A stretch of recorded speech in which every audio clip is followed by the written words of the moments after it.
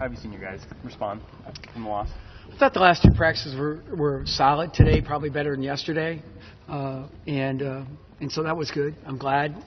We need to be really good against Iowa. You know, it's like I say, it's difficult winning on the road in any league, but in the Big Ten for sure. And Iowa's proven to be a very good home team. There was more disappointments in that missed opportunity compared to the others. Have you sensed that? Well, if you look at the numbers, we did play better in this loss. I think the last one was just so disappointing because we just didn't play very well. With this one, where we did some things, it just, you know, we didn't do enough. And that's kind of life, you know. So how you put that disappointment into action is the important part. And hopefully we put it into the right things like better defense, better rebounding. You guys have bounced back pretty well after those previous losses. And given the tone this week, is that encouraging that you have a veteran group that kind of knows how to handle adversity like that?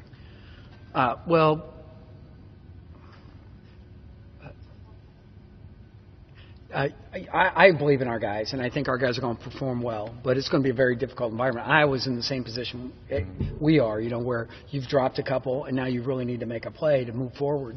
So we're going to see a kind of a monster, too, in Iowa, because I know Coach McCaffrey, and I respect him a great deal, and I expect that, you know, they're so hard to guard. I think that they've scored about 80 on us every time.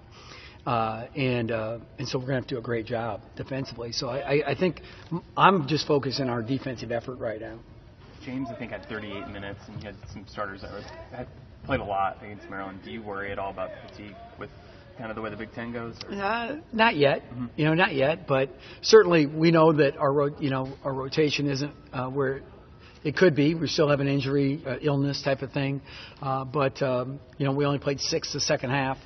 But as Brandon Uvella always reminds me, Coach, man, college basketball is like heaven. You know, every 4 minutes you're sitting, hanging out, relaxing.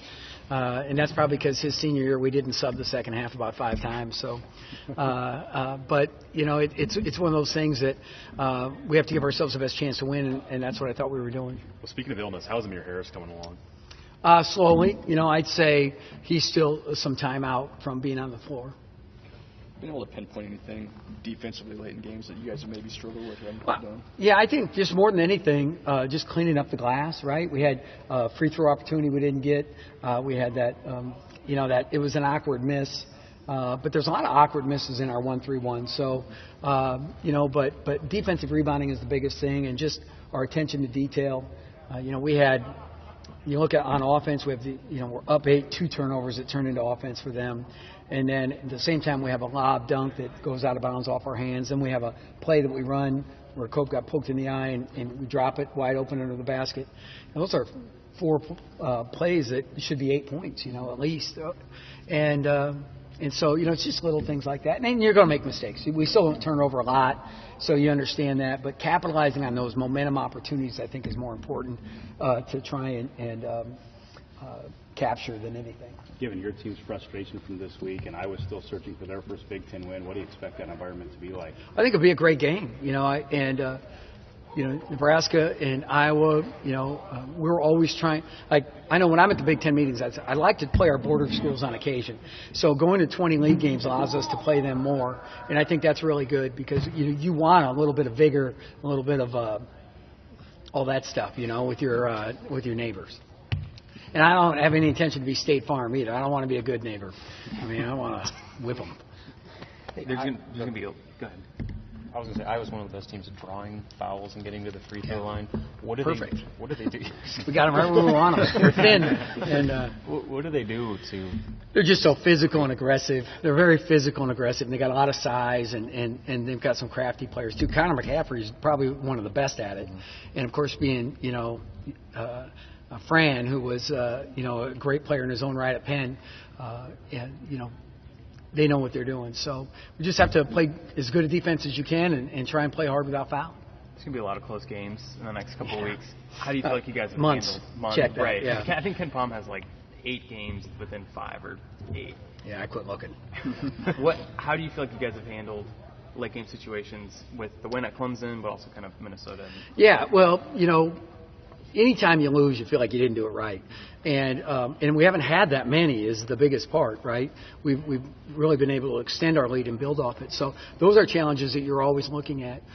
You know, I didn't see any low percentage shot. James got fouled, Glenn got fouled on a couple of actions, and so whether you make free throws or not, like when we lost at Minnesota, Thomas missed a one-on-one, Glenn and split a pair with the under 4. So in the last, between 2 and 3 minutes, we go 1 for 4 at the foul line. Just little things like that. James split a pair the other day. Not that you're not going to miss free throws here and there, but it's one of those things where we have to continue to do what we're doing. And more importantly, I think the defensive stop thing in terms of the defensive rebounding part is something we have to be better at. That would be the one thing that I look at execution-wise, is cleaning up the glass. We were talking to Isaiah, and you saw on the flight over how he was really frustrated and couldn't sleep. Do you want your guys to kind of come out angry against Iowa, or would you rather see a different approach? If we stay angry, I'll be very happy. It's again capitalizing on those chances when we have an opportunity to build a lead or to seize the moment. And so it's not difficult to get yourself upset over what happened at Maryland. Maryland's a high-quality team. I think we see Minnesota's a high-quality team. They just won at Wisconsin. And so when you have those opportunities, how you handle it and put it into play next time out and do it consistently is what's most important to me. Especially early in conference play. What's uniquely tough about a back-to-back on the road? Well, I think we're the only team in the league's got 3 out of their first 4 on the road. So everybody can say, well, the schedule equals out. Everybody plays 10 and 10. But this is a tough part, exclusive to us. So we're going to need to be really good mentality. And then if things don't go well, you know what I'm saying? Let's say we drop one to Iowa. We still got to hang in there and be ready to go with Penn State, because you can't let something beat you twice. We can't let Maryland beat us twice at Iowa. There might be an instance where it feels like the same thing again, and you just can't allow that. You got to don't major in history. They're all dead. Anything else for Coach? He cuts me off. Thanks.